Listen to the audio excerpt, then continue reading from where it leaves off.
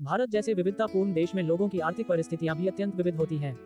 समाज में प्रत्येक वर्ग के लोग पाए जाते हैं, कोई अत्यधिक संपन्न है तो कोई रोजमर्रा की आवश्यकताओं को पूरा करने के लिए संघर्ष कर रहा है। आर्थिक असमानता एक बड़ी सच्चाई है जो समाज के हर कोने में देखने को मिलती है।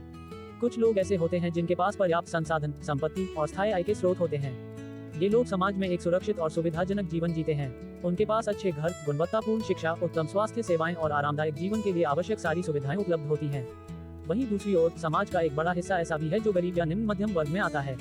इनकी आमदनी सीमित होती है और अधिकांश खर्च जीवन की बुनियादी आवश्यकताओं जैसे भोजन, वस्त्र, शिक्षा और स्वास्थ्य पर ही खर्च हो जाता है। ऐसे लोग अक्सर आर्थिक संकटों के सामने असहाय महसूस करते हैं। किसी भी आपात स्थिति जैसे बीमारी या बेरोजगारी में इनकी परेशानियां कई गुना बढ़ जाती हैं। भारत में गांव और शहरों के बीच की आर्थिक खाई भी स्पष्ट रूप से देखी जा सकती है।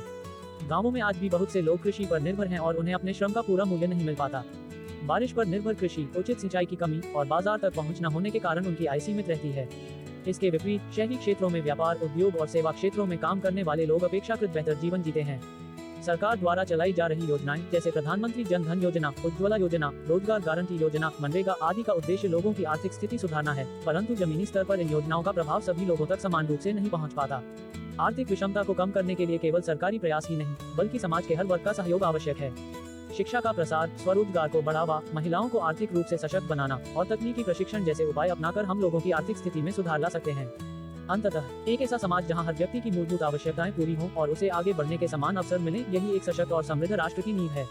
लोगों की आर्थिक परिस्थितियां न केवल उनके वर्तमान को परिभाषित करती हैं, बल्कि उनके भविष्य और सपनों को भी आकार देती हैं। इसलिए यह आवश्यक है कि हम आर्थिक असमानताओं को पहचानें और उन्हें दूर करने की दिशा में सकारात्मक कदम उठाएं। लोगों की आर्थिक परिस्थितियां किसी भी देश की समृद्धि और विकास के लिए अत्यंत महत्वपूर्ण होती हैं। जब तक समाज में आर्थिक असमानता बनी रहेगी, तब तक संपूर्ण विकास संभव नहीं होगा। इसलिए यह आवश्यक है कि हर व्यक्ति को समान अवसर प्रदान किए जाएं ताकि वह अपने जीवन को बेहतर बना सके और राष्ट्र के विकास में योगदान दे सके। देश में आर्थिक असमानता के अनेक कारण हैं। प्रमुख कारणों में शिक्षा की कमी, बेरोजगारी, भूमि और संसाधनों का असमान वितरण, जातिगत भेदभाव और भ्रष्टाचार आते हैं।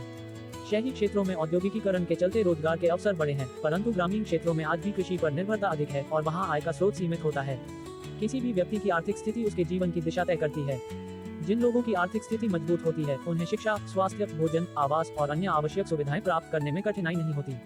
वे अपने बच्चों को अच्छी शिक्षा दिला सकते हैं, उन्हें बेहतर जीवन शैली दे सकते हैं और समाज में सम्मानजनक स्थान प्राप्त कर सकते हैं। इसके विपरीत जिनकी आर्थिक स्थिति कमजोर होती है, वे हर दिन जीवन की मूलभूत आवश्यकताओं के लिए जूझते रहते हैं। उनके लिए शिक्षा और स्वास्थ्य जैसी सुविधाएं एक सपना बनकर रह जाती हैं। गरीबी की यह स्थिति बच्चों को बाल मजदूरी, अशिक्षा और कुपोषण की ओर धकेल देती है। किसी भी समाज या राष्ट्र की वास्तविक स्थिति का मूल्यांकन उसके नागरिकों की आर्थिक प्रस्तुति से किया जा सकता है। आर्थिक प्रस्तुति का तात्पर्य उस अवस्था से है जिसमें व्यक्ति या समूह अपनी आर्थिक आवश्यकताओं की पूर्ति करता है, जीवन यापन के साधन अर्जित करता है और सामाजिक आर्थिक गतिविधियों में भाग लेता है। यह न केवल उनकी आय, व्यय और संपत्ति को दर्शाता है, बल्कि उनके जीवन की गुणवत्ता, शिक्षा, स्वास्थ्य और सामाजिक स्थिति का भी दर्पण होती है। किसी व्यक्ति या परिवार की मासिक या वार्षिक आय उसकी आर्थिक प्रस्तुति का सबसे महत्वपूर्ण आधार होती है। नियमित आय स्रोत जैसे नौकरी, व्यापार, कृषि या स्वरोजगार आदि व्यक्ति को आत्मनिर्भर बनाते हैं। ग्रामीण क्षेत्रों में कृषि पर निर्भरता अधिक होती है, जबकि शहरी क्षेत्रों में सेवा, व्यापार और उद्योग मुख्य आय स्रोत होते हैं। शहरी लोगों की आमदनी अधिक होती है, लेकिन खर्च भी अधिक होता है। ग्रामीण क्षेत्रों में संसाधनों की कमी और अवसरों की कमी उनकी आर्थिक स्थिति को प्रभावित करती है।